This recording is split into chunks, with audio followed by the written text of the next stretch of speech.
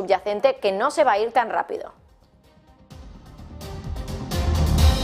Y el mensaje geopolítico estrella del Foro Económico Mundial de Davos de este año, que por supuesto solo incluye la visión occidental del conflicto, es básicamente ese mensaje que resume todo lo que se dice de que Rusia es quien debería perder en la guerra contra Ucrania. Pero Rusia ya ha respondido, lo ha hecho el expresidente ruso, Dmitry Medvedev.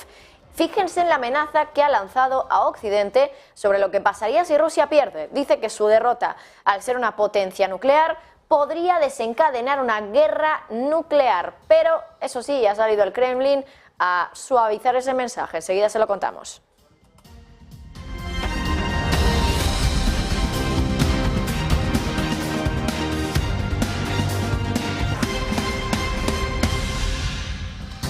Muy buenas tardes. Christine Lagarde tira de prudencia y no copia a Olaf Scholz o a su compañero François Villeroy. Hoy ha hablado la presidenta del BCE en Davos, pero no se ha atrevido a decir explícitamente que no va a haber recesión en Europa, como sí dijeron Villeroy o Scholz. Dice, eso sí, que hay buenas noticias que han llegado en las últimas semanas y que aunque 2023 no va a ser un año brillante, va a ser mejor de lo que habíamos temido en un primer momento. Escuchen a Lagarde hablar de recesión. And I agree with you. That the news have become much more positive in the last few weeks. And, you know, the rhetoric has moved from recession in Q3, Q4, and possibly plus, to recession in Q4 and Q1 of 23, to now this small contraction, and with leaders of some of the major players in Europe actually arguing that there will be no recession. I think the case made by Olaf Scholz on Germany a couple of days ago was explicit. So we look at that, and what we are seeing at the moment is clearly an activity that is declining compared with an excellent 2022, where growth was 3.4, to a growth projections that we have for 23 of 0.5. So it's not a brilliant year, but it is a lot better than what we had feared. So we start with that. La presidenta del Banco Central Europeo también ha hablado de inflación, no ha pasado de puntillas por la subyacente como hacen muchos políticos, sino que ha dicho que esta inflación es críticamente importante y que sigue siendo una inflación demasiado alta, lo miremos por donde lo miremos. Y por cierto, hace apenas media horita ya han salido las actas del Banco Central Europeo y lo que ha dicho el Banco Central Europeo es que cada vez parece que la recesión va a ser más leve y también menos prolongada. Ese es uno de los titulares con los que nos quedamos. Pero ahora nos centramos en recesión, inflación y todos los temas que están encima de la mesa para este año 2023, porque hoy la agencia S&P Global Ratings ha presentado sus perspectivas para 2023, pero también para un sector en específico, el sector bancario, y vamos a intentar preguntarles qué es lo que va a pasar este ejercicio o qué esperan ellos. Luigi Motti es responsable de análisis de instituciones financieras de S&P Global Ratings y está aquí con nosotros. Luigi, muy buenas. Hola, buenos días, Marta, ¿qué tal? Bueno, un placer estar contigo, Luigi, hoy, y quería preguntarte por ese informe que habéis presentado en el día de hoy sobre los bancos españoles. Quería preguntarte concretamente sobre, bueno, cómo se enfrentan a un contexto operativo un poco más complicado de lo que se esperaba hace unos meses, con la economía que parece que está ralentizando el crecimiento, eso es una evidencia, y con una inflación que sigue alta, aunque esté cayendo. Sí, efectivamente, el entorno es bastante distinto al que estábamos esperando hace un año, incluso más recientemente, pero y de hecho nuestra expectativa es que el crecimiento va a seguir siendo positivo, pero más moderado de lo que esperábamos anteriormente. Para España, concretamente, esperamos un Producto Interior Bruto que va a crecer alrededor del 0,9 este año y luego un poco más en 2024, 1,9. Y un escenario en el que todavía va a haber inflación elevada, como apuntabas tú, y tipos al alza. Pero los bancos españoles en este escenario creemos que están preparados. Por un lado, la solidez financiera del sector en su totalidad es más elevada comparado con crisis anteriores. A lo largo de los años del COVID y anteriormente se han acumulado provisiones, tienen unos balances fortalecidos y además creemos que tanto desde el punto de vista de la estructura de financiación como de la calidad de los activos se han corregido algunos de los desequilibrios anteriores. Esperamos, por lo tanto, que haya estabilidad a nivel de rating. Por eso, casi todos los outlooks, las perspectivas de rating que tenemos para entidades financieras en España son estables. Una de las consecuencias que puede tener esa ralentización del crecimiento económico y si finalmente llegamos a una recesión son las consecuencias que puede tener en el crédito, es decir, en el incumplimiento, en la tasa de default. ¿Pensáis que va a haber deterioro en las carteras de crédito con la caída del crecimiento? Y bueno, también cuáles pueden ser las más vulnerables en este entorno. Sí, sí, creemos que va a haber deterioro, efectivamente. Hay algunas carteras que vemos más vulnerables al entorno en el que nos vamos moviendo.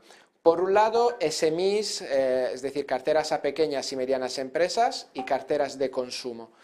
Sobre todo en términos de sectores corporativos, aquellos que o son más intensivos en el uso de energía o que todavía no han recuperado del todo los niveles de actividad desde la etapa del COVID, como pueden ser sectores cuales el sector de la construcción, sector inmobiliario, también sector turismo, transporte o incluso sectores químicos y el sectores minerarios y de metales.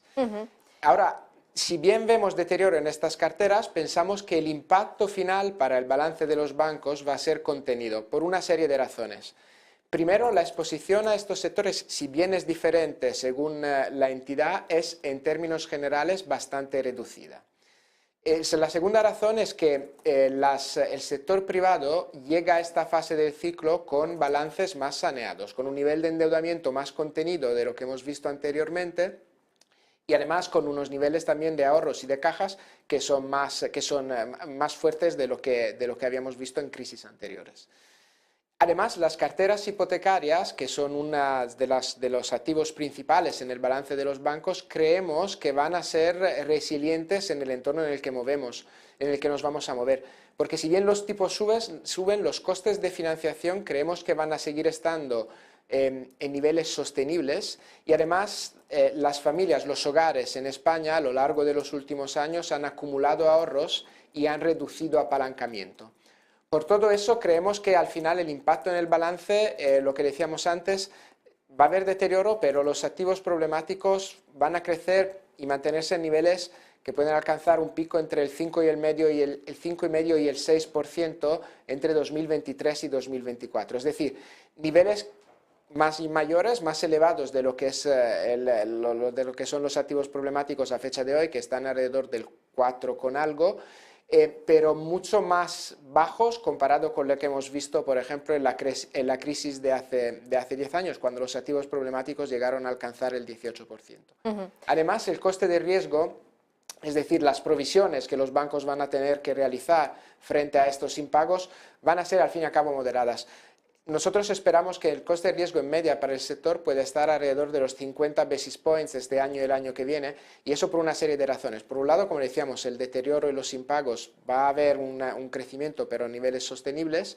Por el otro, porque los bancos han acumulado provisiones a lo largo de los últimos años que se pueden utilizar frente a las situaciones de deterioro. Y para terminar, porque sigue habiendo una parte de las carteras que benefician de las garantías del ICO, de las garantías gubernamentales, y eso evidentemente da otro alivio y es otra medida de soporte que puede ayudar a las entidades financieras en caso de incremento de impagos y frente a las pérdidas de crédito. Bueno, luego está el tema de la rentabilidad. ¿Qué esperáis vosotros en S&P Global para el sector en términos de rentabilidad en 2023? Porque si hay nuevas subidas de tipos del Banco Central Europeo, ¿pensáis que esto puede ayudar a que el sector consolide la recuperación de rentabilidad? Sí, nosotros vemos el margen de intereses para las entidades españolas que se va a seguir beneficiando en 2023 de repricing de los activos a tipos más altos. En términos generales, creemos que el margen va a crecer un 20% en media para el sector en 2023 comparado con 2022. Ahora bien, esto no se va a traducir en una misma proporción de mejora de resultado final por una serie de razones. La primera es que, como decíamos antes, el coste del crédito de todas maneras se va a incrementar. Y la segunda es que en cualquier caso las entidades financieras también tienen que hacer frente a las presiones de inflación sobre su base de costes. Nosotros creemos que en general el sector tiene la capacidad, tiene las herramientas para poder gestionar ese tipo de presiones. Además, en los últimos años se han reducido significativamente las estructuras de costes, tanto en términos de redes de oficinas, que se han reducido casi un 50% en los últimos 10 años en media, como a nivel de número de empleados y de personal, que también se ha reducido, creo, casi un tercio. Además, con las fusiones se han creado sinergias y se han mejorado y se han optimizado también los recursos y las estructuras de costes de las entidades. Por eso creemos que una parte de la mejora del margen se va a ir en las líneas de coste del crédito y de coste del personal, pero aún así esperamos una evolución positiva de la rentabilidad. Creemos que el return on equity medio del sector va a seguir estando entre el 7 y el 8% en 2023, niveles parecidos a 2022, y también de cara a 2024, y por la visibilidad que tenemos ahora mismo, creemos que los niveles de rentabilidad van a estar en cifras parecidas. Bueno, y ya por último, Luigi, quería preguntarte por los riesgos a los que se enfrenta el sector bancario en 2023. ¿Cuáles pueden ser esos riesgos? Sí, efectivamente, hemos dicho que esperamos resiliencia, tenemos outlooks estables, pero sigue habiendo riesgos a la baja. El primero es que se puedan producir desviaciones desde el punto de vista del escenario macroeconómico. Si el escenario macro fuera más difícil, sobre todo si fuera a repuntar el desempleo, antes cuando hablábamos de la resiliencia de las carteras hipotecarias, un elemento fundamental es que el empleo aguante. Si no fuera así, eso podría determinar más morosidad por parte de las carteras de hipotecas, pero no solo, y evidentemente más pérdidas de créditos para el sector.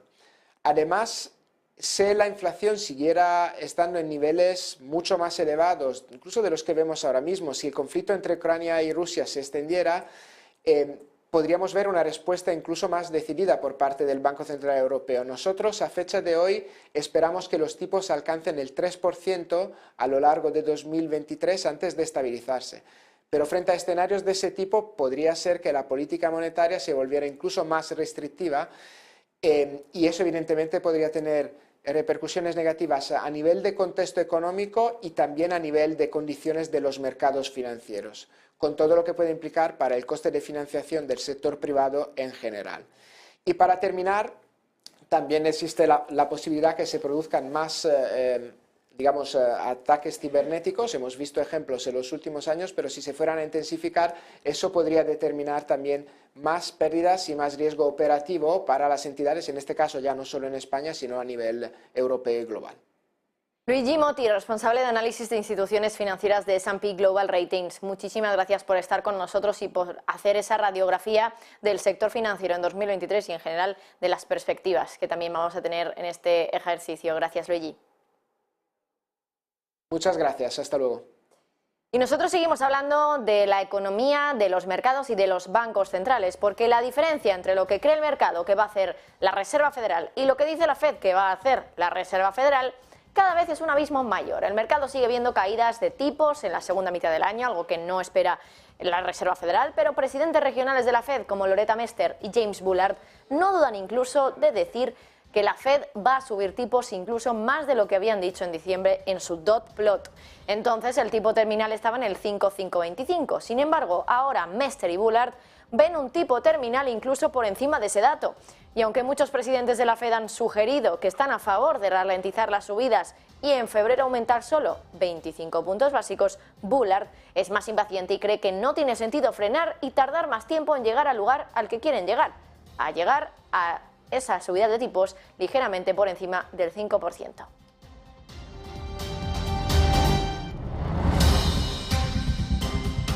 Hay un hombre muy influyente entre la banca de Wall Street que sí que se cree esos mensajes de que la Fed va a subir los tipos por encima del 5%. Es Jamie Dimon, el que están viendo ustedes en pantalla, el consejero delegado de JP Morgan. En la CNBC ha dicho que cree que podrían superar ese nivel porque hay mucha inflación subyacente que no se va a ir tan rápido. Recuerden que allí en Estados Unidos utilizan el término sticky, pegajosa, una inflación que cuesta de arrancar. Dice que hasta ahora hemos tenido el beneficio de que China se estaba ralentizando y que los precios del petróleo estaban cayendo ligeramente. Sin embargo, el CEO de JP Morgan cree que los precios del gas seguirán subiendo durante los próximos 10 años y que los verdaderos problemas para el futuro son Rusia, el petróleo y la energía y el comercio. Dimon insiste en que el petróleo y el gas van a ser necesarios durante los próximos 50 años. El mercado de deuda lleva su mejor comienzo de año desde el siglo XX. Según Bloomberg, los bonos de todo tipo llevan una subida del 4,1% desde el principio de año, es decir, su mejor comportamiento desde el 1999. Mientras en 2022 los inversores denostaban todo lo que fuera deuda, ahora que la inflación ha empezado a bajar, el dinero está volviendo a buscar ese calor de la renta fija. Por eso los inversores, los emisores, se están dando cuenta y están disparando los títulos de renta fija que emiten al mercado para financiarse. Fíjense en este dato de Bloomberg porque es revelador, y es que en los primeros 18 días del año las emisiones de deuda globales de grado de inversión y grado de especulación en bonos corporativos y soberanos, denominados en cualquier moneda, han alcanzado en todo el mundo los 586.000 millones de dólares. Es la cifra más alta para estas fechas en toda la serie histórica recopilada por Bloomberg. De momento parece que sí que es cierto eso que decían, de que 2023 por ahora es el año de los bonos. Y hablando del Banco Central Europeo, volvemos a Europa. Hoy también ha hablado Klaas Knot, del Banco Central de Holanda y miembro del BCE. Ha venido a decir que el mercado está equivocado y que no está descontando bien lo que va a hacer el BCE con los tipos de interés. De hecho, ha llegado a sugerir que probablemente la mayor parte del resto de subidas sean de 50 puntos básicos. Y es que ya les contábamos a principios de esta semana que los mercados esperan que alguna de las subidas de este año sea de 25 puntos básicos y que incluso hubiera una bajada de un cuarto de punto en la segunda mitad del año. Lo que ha dicho Knot es que lo que está claro es que no vamos a parar después de una sola subida de tipos de 50 puntos básicos. Insisten que gran parte del terreno que tienen que cubrir se cubrirá con un ritmo constante de varias subidas de 50 puntos. Y por cierto, hoy en Davos, en el mismo panel en el que estaba Lagarde, estaba Valdis Dombrovskis, el vicepresidente de la Comisión Europea, que ha hablado hoy de la ley de reducción de inflación, esa polémica ley que gusta tanto a Estados Unidos y tampoco a Europa. Y ha sugerido Dombrovskis que Estados Unidos sabía que su plan podía e iba a perjudicar a Europa y que por tanto lo hizo de forma consciente. Dice que no fue un problema de omisión, es decir, de no haberse dado cuenta de que a Europa le podía perjudicar, porque si lo hubiera sido, dice que sería mucho más fácil de arreglar ese problema. Además ha reconocido que aunque se podrán abordar muchos aspectos en las negociaciones ahora con Estados Unidos, Europa no va a poder resolver todos los problemas derivados de esa legislación estadounidense. Escuchen. I would not see it just like an omission. You know, if it was omission, it was probably easier to correct. But we all know that also President Biden was campaigning on Buy American. Yeah. And this is some kind of manifestation of Buy American. So I think also through this engagement, we'll be able to solve a part of our problems. We probably will not be able to solve all of our problems. And for example, some of the senators, like Senator Manchin, already is, in a sense, saying that he sees also this solution on clean vehicles tax credits as a loophole. So by no means we can interpret it as an omission. So, okay, as I said, there are some openings. Also, President Biden himself said that yes, Inflation Reduction Act is not meant to exclude partners like European Union. So we're trying to build on this and seeing how it materializes in concrete decisions and how the most discriminatory aspects, most negative aspects of Inflation Reduction Act can be addressed. Pero no solo ha hablado de este tema, también ha hablado de la crisis energética Dombrovskis y ha dejado una perla más bien para von der Leyen, su compañera, la presidenta de la Comisión. Va a ser enseguida cuando les contemos todo esto, muchos más temas como defaults en Inglaterra, en el Reino Unido, también cómo el Brexit está beneficiando a banqueros europeos que están ganando cada vez más dinero gracias a la salida del Reino Unido de la Unión, pero será después de esta publicidad.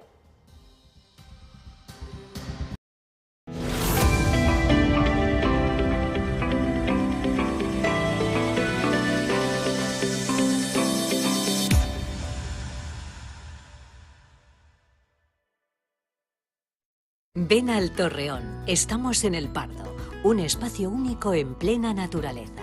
Disfruta de momentos de desconexión mientras saboreas la mejor gastronomía. Disponemos de 7 amplias terrazas y salones para todo tipo de eventos. Degusta nuestros exquisitos platos acompañados de una selecta bodega de vinos. A tu servicio, un gran parking y zona infantil.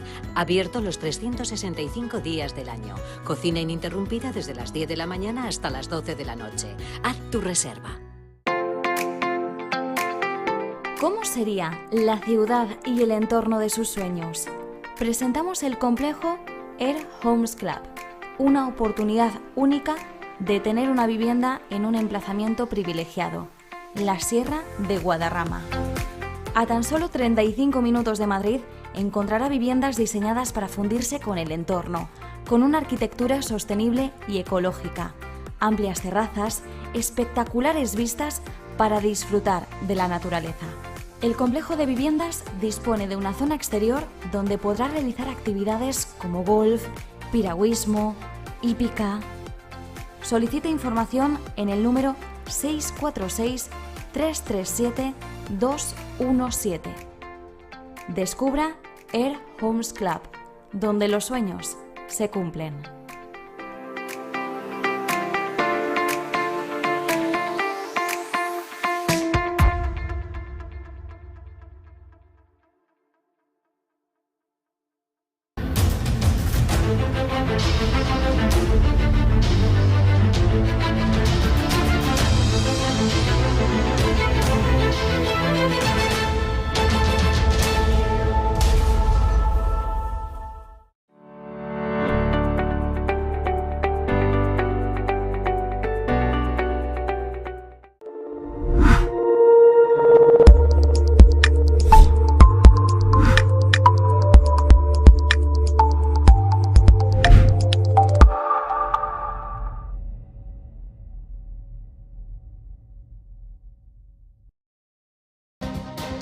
Y de Europa pasamos al Reino Unido, porque el Banco de Inglaterra lo ve todo muy negro en este primer trimestre de este año. Hoy la institución ha publicado los datos de una encuesta y ha asegurado que espera que en estos primeros 3 meses de 2023 la tasa de default, es decir, de incumplimiento de que los préstamos no se paguen, aumente. Además ha dicho que se espera que los diferenciales de los préstamos hipotecarios también se amplíen en este primer trimestre. Como pueden ver en ese gráfico, las tasas de default para pequeñas, medianas y grandes empresas se espera que suban en este primer trimestre. La estimación está en ese rombo naranja que pueden ver ustedes en el gráfico. Y, por cierto, seguimos hablando del Reino Unido porque el Brexit ha provocado consecuencias desastrosas en la economía del país, pero hay quienes se han beneficiado de la salida de los británicos del bloque comunitario. Y es que, ¿sabían ustedes que en cierta medida, gracias al Brexit, se ha disparado un 41,5% el número de banqueros que ganan más de 1 millón de euros en Europa? Son datos de 2021. Entonces hubo 1.957 banqueros con una remuneración superior al millón en Europa. Y es que después del Brexit, muchos bancos que usaban Londres como base para dar servicios al bloque tuvieron que abrir nuevas unidades en estados europeos como Alemania, Francia o Irlanda. Y esto, según la Autoridad Bancaria Europea, ha implicado que haya un mejor comportamiento del área de banca de inversión, trading y ventas y un aumento generalizado en los salarios.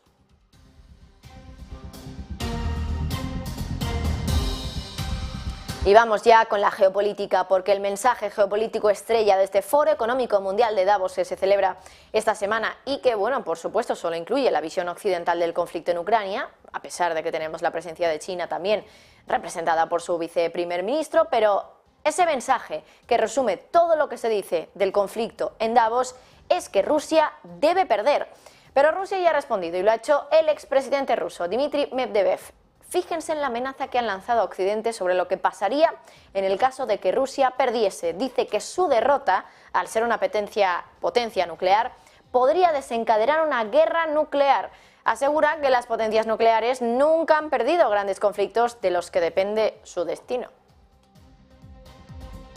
Eso sí, el portavoz del gobierno ruso ha salido a matizar esas palabras tan duras de Medvedev. Dmitry Peskov ha asegurado que el hecho de que el expresidente ruso haya hablado de guerra nuclear si Rusia pierde, no significa que la Federación Rusa esté lista para cambiar la doctrina de defensa y usar armas nucleares. Así, el Kremlin corrige a Medvedev y vuelve a rebajar la tensión nuclear entre Oriente y Occidente.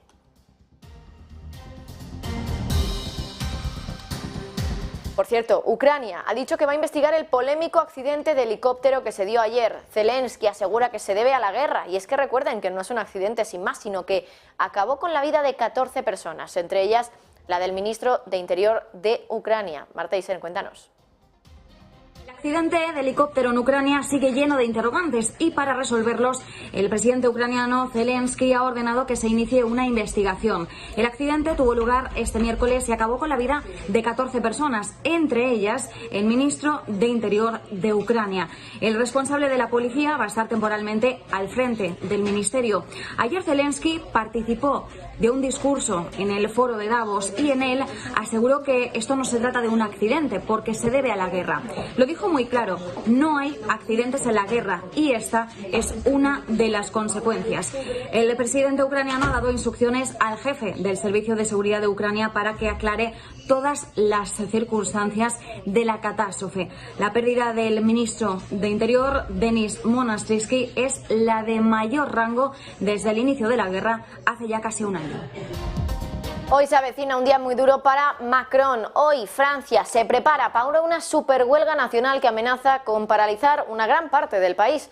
A la huelga se van a sumar trabajadores de sectores absolutamente críticos, como lo son los del sector ferroviario, los de las escuelas, hospitales, los controladores aéreos. En definitiva, va a ser una huelga de 24 horas para mostrar el descontento frente a la reforma que pretende poner en marcha Emmanuel Macron con el fin de subir la edad mínima de jubilación desde los 62 hasta los 64 años. Pero no solo va a haber huelga, las manifestaciones organizadas por los sindicatos van a ocupar las principales ciudades del país. Es una huelga histórica porque, curiosamente, los 8 sindicatos más grandes del país se han puesto de acuerdo para coordinar esfuerzos. El examen del éxito de esa manifestación estará en el número de asistentes. Se esperan contar con al menos 1 millón de personas en las protestas. Se espera que hoy sea el primero de muchos más días de manifestaciones.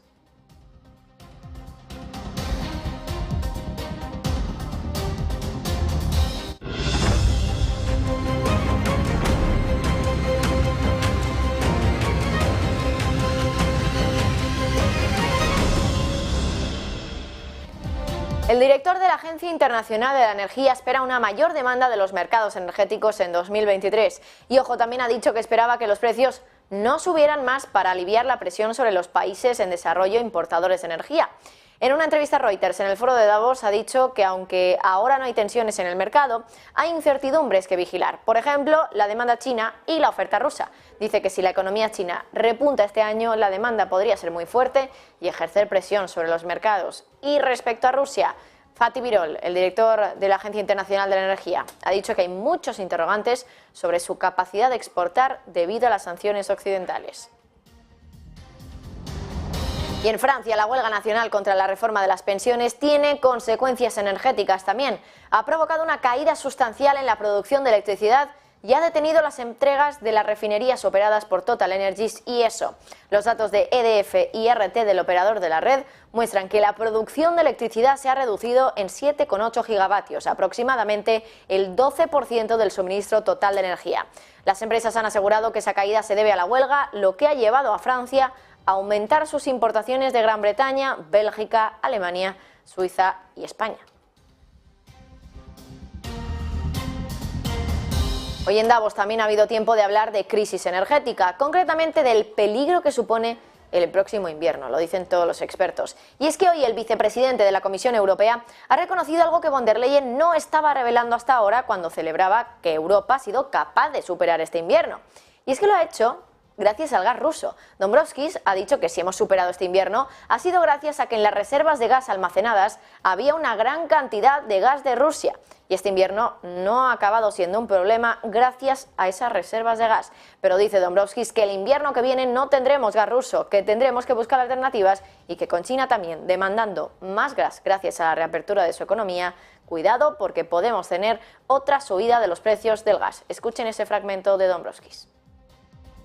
But what I also wanted to emphasize on the energy side, we also need to continue to deal with energy security of supply issues because yes, this winter we have plenty of gas in storages, so we can be confident we'll go through the winter. But this winter we still have lots of Russian gas in our storages, which was pumped in the first half of the last year. And this is not going to be the case next winter. So we'll still have to seek yet substantial additional gas supplies from other providers also for the next winter. And that's in a context, as you mentioned, where China's economy is opening up and also maybe seeking more gas supplies. So there are still challenges ahead of us. Vamos con algunos datos macroeconómicos de la jornada. Hoy en España hemos conocido los datos de la balanza comercial hasta noviembre de 2022 y el déficit se ha triplicado. Todo porque nunca antes en la historia se había comprado tanto desde el extranjero. Las importaciones han marcado un máximo histórico y por eso el déficit comercial de España ha alcanzado los 63.600 millones de euros. Marta Isern. El accidente de helicóptero en Ucrania sigue lleno de interrogantes y para resolverlos el presidente ucraniano Zelensky ha ordenado que se inicie una investigación. El accidente tuvo lugar este miércoles y acabó con la vida de 14 personas, entre ellas el ministro de Interior de Ucrania. El responsable de la policía va a estar temporalmente al frente del ministerio. Ayer Zelensky participó de un discurso en el foro de Davos y en él aseguró que esto no se trata de un accidente porque se debe a la guerra. Lo dijo muy claro, no hay accidentes en la guerra y esta es una de las consecuencias.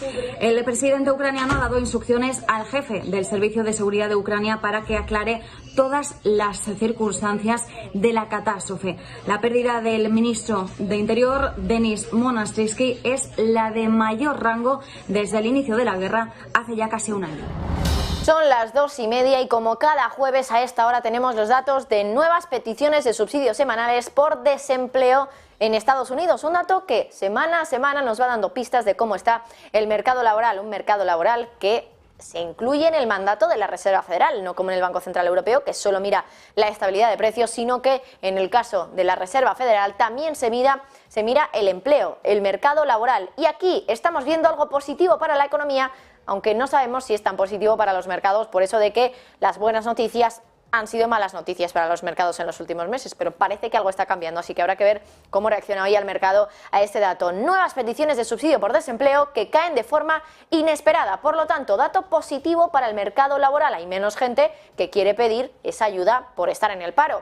Concretamente, en la última semana esas nuevas peticiones han sido de 190.000, se esperaban 214.000, por lo tanto la caída es muy significativa, de 24.000, por lo tanto estaríamos hablando de algo más del 10% de caída respecto a lo que se esperaba, respecto a la estimación, pero es que también está representando una caída respecto al dato de la semana anterior. La semana pasada tuvimos 205.000 nuevas peticiones de subsidio por desempleo semanales, esta semana ha sido de 190.000, por lo tanto buenas señales que vemos en el mercado laboral de Estados Unidos, que sigue, bueno, nos apuntaría que seguiría imparable. Habría que ver también si esto, bueno, pues se traslada también al dato de paro, por ejemplo, que conocemos en unas semanas y que de momento sigue en el entorno de esos niveles mínimos históricos. Vamos a intentar analizar este dato y analizar, bueno, pues qué va a ser lo importante en esta jornada en Wall Street, una jornada donde se van a tener que digerir los resultados de Netflix, recuerden,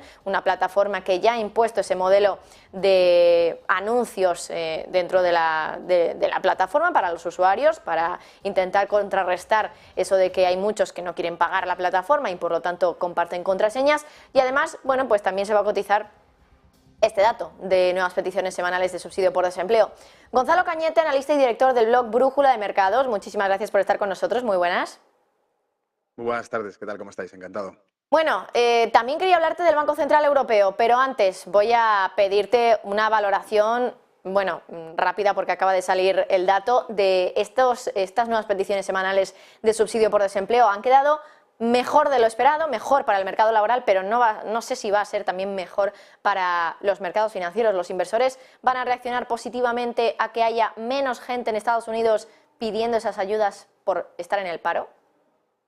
Magnífica pregunta, porque en realidad lo que podemos ver ahora es, como usted ha dicho, que cuanto mejor son los datos macro, más asusta al mercado que la tendencia que se siga sea, por decirlo así, mucho más represiva con la bolsa, que es al fin y al cabo lo que esperamos. Es decir, que la Reserva Federal, que ya ha dado un mensaje de por sí bastante duro, porque no hay que olvidar que su intención es, como han dicho recientemente, ir hasta más allá del 5% de tasa de interés. Eso sería una referencia bastante dura para el mercado y eso es lo que realmente asusta a Wall Street.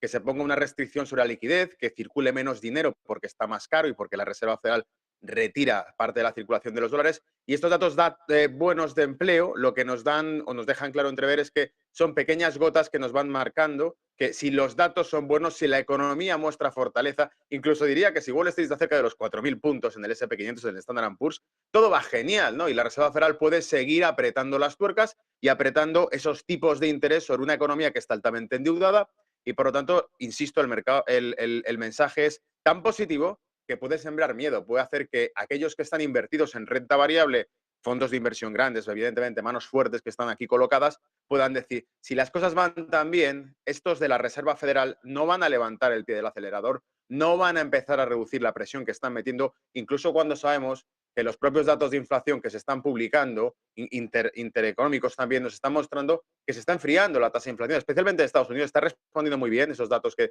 daban de inflación y esto nos llevaría a pensar que en realidad la Reserva Federal se va quedando sin motivos para seguir apretando las tuercas a esa política monetaria, hacerla más restrictiva, que es lo que le da miedo a las bolsas, no hay que olvidarlo, un ciclo contractivo de la política monetaria es lo que inicia ventas. Y de momento, hoy nos hemos dado cuenta que el S&P 500, por si acaso, está bastante prudente, se está mostrando bastante precavida la bolsa americana, que es la que realmente mueve el cotarro, la que realmente mueve la liquidez mundial, la que más dinero mueve. Y creo que este dato positivo de paro, de empleo o de peticiones de subsidio de empleo, nos falta por ver el dato oficial, los non-farm payrolls que se publiquen el viernes, pero desde luego este dato ya nos muestra que la Reserva Federal va a seguir con su argumento duro, que realmente es el que asusta al sector de la inversión, claro. Bueno, también quería preguntarte precisamente por Wall Street, ¿no? Por cómo se está comportando la bolsa en los últimos días y fijándome sobre todo en lo que pasó ayer y en lo que parece que va a pasar en el día de hoy. Futuros en negativo en Wall Street, ayer también tuvimos caídas, está empezando la temporada de resultados. No sé si a lo mejor el rally de Navidad se ha pasado más bien a rally de año nuevo, podríamos decir, y ya ha acabado. ¿Cómo lo ves? Porque luego hay muchas personas, muchos inversores que en redes sociales comparan el gráfico del S&P 500 de ahora con momentos, bueno, pues de mercados bajistas que parecía que ya despegaban pero volvieron a caer. Claro, al final entiendo que se pueden buscar correlaciones un poco con cualquier mercado, ¿no? Y de hecho hoy, por ejemplo, veíamos algún gráfico donde comparábamos el S&P 500 ahora con momentos alcistas y con momentos bajistas y justo estaba pues prácticamente igual. Pero la cuestión va a ser cómo va a acabar saliendo, ¿no? Entonces te quería preguntar un poco cómo ves los últimos movimientos del mercado y si crees que vamos a seguir subiendo en estas próximas semanas o si estamos ya en ese punto de inflexión para volver a caer y el rally, por lo tanto, ya ha pasado.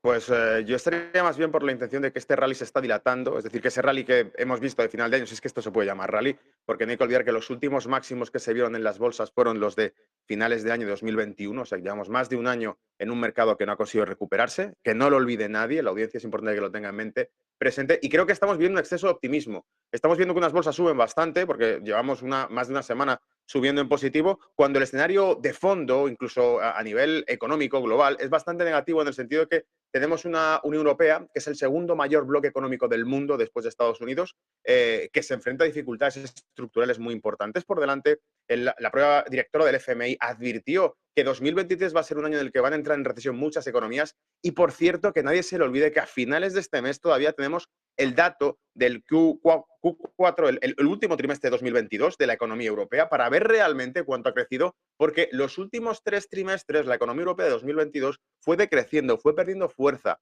Y si nos encontramos con que el último trimestre del 2022 nos da un dato de incluso crecimiento negativo o rozando el cero, que es prácticamente como estábamos ya, nos mostraría claramente que hay una tendencia de debilidad en la economía europea. Hemos visto que compañías de la industria alemana, la mayor industria de Europa, se están replegando, están reduciendo su producción al 50%, incluso anunciando proyectos de inversión fuera, precisamente por los costes energéticos que afrontan en Europa, que Europa ha perdido sus recursos energéticos, porque los suministros energéticos de la industria europea, que era la alemana, estaban a través del Nord Stream 2, que ha sido volado en pedazos. O sea que si partimos de ese contexto, genial, la tasa de inflación se está enfriando en Estados Unidos. En Europa está por ver que se enfría al mismo ritmo o que siga ese ciclo, pero si ponemos toda nuestra confianza de un mercado alcista en una tasa de inflación que puntualmente se está corrigiendo, cuando hemos visto que se ha incendiado y despegó fuertemente durante 2022 por el contexto geoestratégico, geoeconómico que se produjo con la guerra de Ucrania, no nos olvidemos el contexto general que tiene que entender la gente es que en términos globales nos encontramos en una economía que solamente sube en Estados Unidos durante los últimos 3 trimestres anunciados,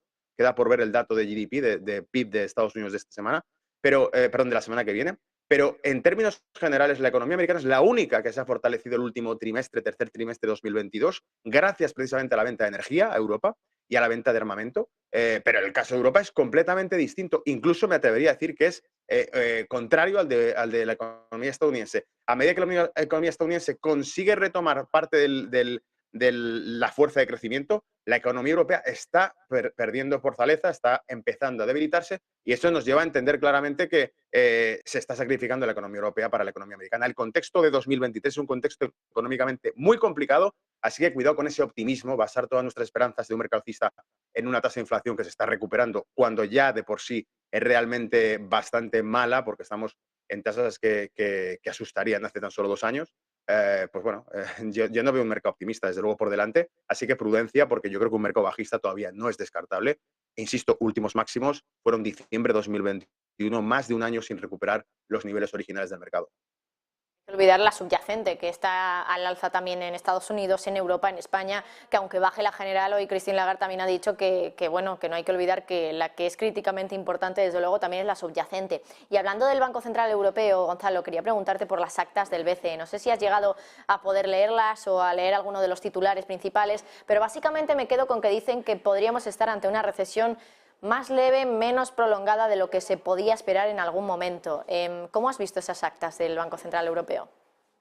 De nuevo, optimismo generalizado, porque nos están hablando de que pueden permitirse sobre un 0,50% sin ningún problema, que esa recesión sería más leve de la que esperamos, o digamos que los términos ambiguos con los que se refieren a estas cuestiones, no sé si al público le parecerá, pero a mí el hecho de que nos hablen de una recesión más suave, más lenta, un aterrizaje suave de la economía y todo este tipo de términos ambiguos que emplean generalmente los bancos centrales para referirse a la situación global económica, me recuerda mucho, por ejemplo, a términos como una inflación transitoria, que era lo que escuchábamos antes de que la inflación se disparase por los aires. Por lo tanto, que nos hablen de una recesión suave, controlada, un aterrizaje suave de la economía, etcétera, etcétera, no deja de ser comentarios ambiguos o subjetivos emitidos por aquellas personas que también juzgaron que la tasa de inflación que estábamos viviendo era transitoria y que no había por qué tomar medidas al respecto.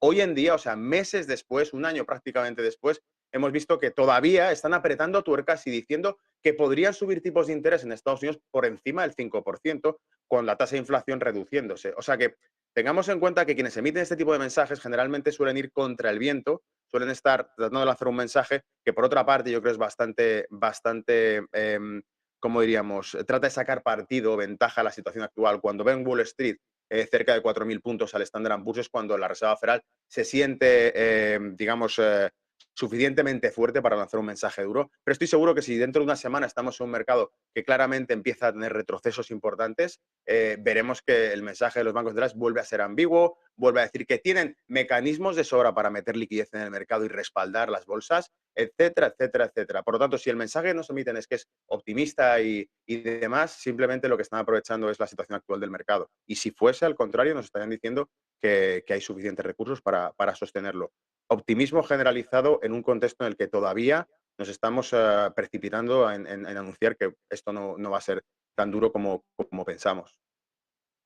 Bueno, desde luego que la narrativa de los bancos centrales, la retórica es súper importante y hay que fijarse y leer entre líneas lo que van diciendo los distintos banqueros centrales. Y hablando de otras cosas que también importan al mercado, resultados, que ya hemos empezado esta temporada de resultados, clave porque son resultados para el ejercicio completo de 2022. En España hemos comenzado hoy con los resultados de Bankinter, ha ganado un 28% más, ha alcanzado ese récord de ganancias, de beneficios. Y luego hoy, esta noche más bien en España, tenemos los resultados de Netflix, ya mirando a Wall Street. Quería pedirte una valoración un poco de ambos, de Bankinter, de las cuentas que ya tenemos encima de la mesa, y luego de Netflix, porque al final hay mucha expectación también de cómo puede haber afectado a la empresa, bueno, pues la introducción de ese plan con anuncios, con publicidad, después de esa caída tan fuerte que vimos cuando Netflix anunció que había perdido cientos de miles de suscriptores.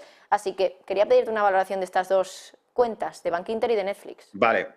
Empezando por Netflix, lo que podemos ver es que la industria audiovisual ha vivido un momento histórico, pletórico durante la pandemia, o sea que eso era uno de los principales factores por los cuales Netflix se vio muy fortalecida, muy inflada en bolsa. Ha ocurrido con muchas tecnológicas, no hay que olvidar que la más grande de todas fue Amazon, que mientras el resto de la economía anunciaba recortes, ajustes de plantilla en la industria automovilística, por ejemplo, despidos, Amazon anunciaba que aumentaba la contratación, que contrataba más gente, incluso que subía sueldos a sus empleados. Y en este caso Netflix se ha favorecido también de un contexto generalizado en el que la gente encerrada en casa consume más plataforma digital, aumenta el tráfico de plataformas digitales y esto fue uno de los momentos clave que tuvieron. Ahora bien, cuando han tomado una serie de medidas que lo que hacen es restringir el uso de este tipo de plataforma, yo creo que se enfrentan no solamente con el factor interno de una nueva política comercial que están poniendo en vigor y que están tanteando, o sea que tendremos que ver desde el punto de vista fundamental cómo funciona esta estrategia, pero sobre todo se enfrentan al hecho de que cada vez existen más plataformas audiovisuales y con alta competencia. Así que yo con el caso de Netflix también sería bastante prudente en el sentido de que aquellos que tengan comprado este tipo de activos, es decir, acciones en una plataforma como esta, simplemente las mantengan porque el descuento que ha tenido el precio durante el último año ha sido magnífico, la pueden mantener, pero tampoco es una de las compañías que vea como un sector clave en el que invertir en este momento. Hay otros sectores mucho más atractivos que se están viendo muy fortalecidos e incluso, como en más de una ocasión he repetido en otros análisis, hemos visto que si el sector tecnológico se había fortalecido durante los últimos 2 años, había un sector que estaba constantemente machacado y que sigue machacado y que sigue bajo ataque, que es el sector energético tradicional y que, sin embargo, durante los últimos 3-6 meses ha hecho un retorno increíble, ha generado unos retornos increíbles. Pero bueno, eso con respecto a esta plataforma. Con respecto al sector bancario o Bankinter, lo que yo consideraría es que el sector bancario ahora mismo también ha sufrido bastante, también ha estado bastante descontado, porque no hay que olvidar que casi todos los problemas crediticios que padece Europa, estamos en un contexto de subida de tipos, con una economía altamente endeudada y con unas tasas de paro, por ejemplo, en el caso de España, que, claro, el inversor habitual que tenga acciones de Bankinter, ¿qué tendrá que ver todo esto? Tiene mucho que ver porque cuando vemos que los datos, por ejemplo, de empleo de España no van acordes con el resto de Europa o no van acordes con Alemania, pero que la tasa de interés de sus bonos sí, sabemos de sobra entonces que la liquidez que necesita España para autofinanciarse depende en gran parte de las compras que hace el sector financiero español. Cuando esto empiece a desacoplarse, que es lo que ya anunció el Banco Central Europeo, irá reduciendo en parte esta política monetaria de estímulo constante, SQE, se irá reduciendo las compras de bonos de países miembros. Cuando esto ocurra, tendrá que ser el sector financiero el que se haga cargo de ello. Yo creo que el mercado sabe esto y por eso el mercado ha descontado bastante en el sector financiero en España durante el último año y por eso tenemos buenos precios de adquisición. Entonces, tampoco soy partidario de posicionarme dentro del sector financiero actualmente, pese a los datos anunciados por Bankinter, sencillamente porque creo que es uno de los sectores que puede tener un escenario, no digo que malo, porque la banca española está bastante fuerte teniendo en cuenta con todo lo que ha pasado en los últimos años, ya está súper saneada, pero lo que está claro es que sigue siendo un sector que está en el ojo del huracán, que sigue siendo un sector financiero, que sigue siendo intervenido por el Banco Central Europeo y que todavía estamos viendo qué pasará cuando esa política monetaria que hemos vivido durante los últimos años de flujo constante de liquidez, manteniendo la deuda, especialmente periférica de Europa, se retire y tengan que volver a ser los bancos, como en el año 2012, los que hagan frente a las subastas de deuda de España. Y entonces Bankinter, Sabadell, Banco Santander, BBV, tendrán que volver a estar en primera línea de fuego financiando la deuda española, las emisiones de deuda española, y es ahí cuando veremos que se resienten. Y todo esto, creo, este análisis, esta visión estructural es la que está de fondo en esas compras del sector financiero. Prudencia con el sector financiero porque no es un sector en el que estemos hablando que tenga una proyección increíble los próximos meses o el próximo año, desde luego. Ante todo lo que nos has contado hoy, Gonzalo Cañete, analista y director del blog de Brújula de Mercados, muchísimas gracias y que pases muy buena tarde. Igualmente, Marta, un placer. Y nosotros nos vamos y nos despedimos ya con esa prudencia de Christine Lagarde de no decir que la recesión está descartada, igual que ha dicho su compañero François Villeroy, o como ha dicho, lo dijo en el día de ayer, el canciller alemán Olaf Scholz. Lagarde dice, buenas noticias, sí, pero la recesión, de momento, esa frase de que va a haber recesión no la toca ni la matiza. Nosotros nos despedimos ya, volvemos enseguida a las 3 de la tarde con Marta Isen en Rolling Stocks. Gracias.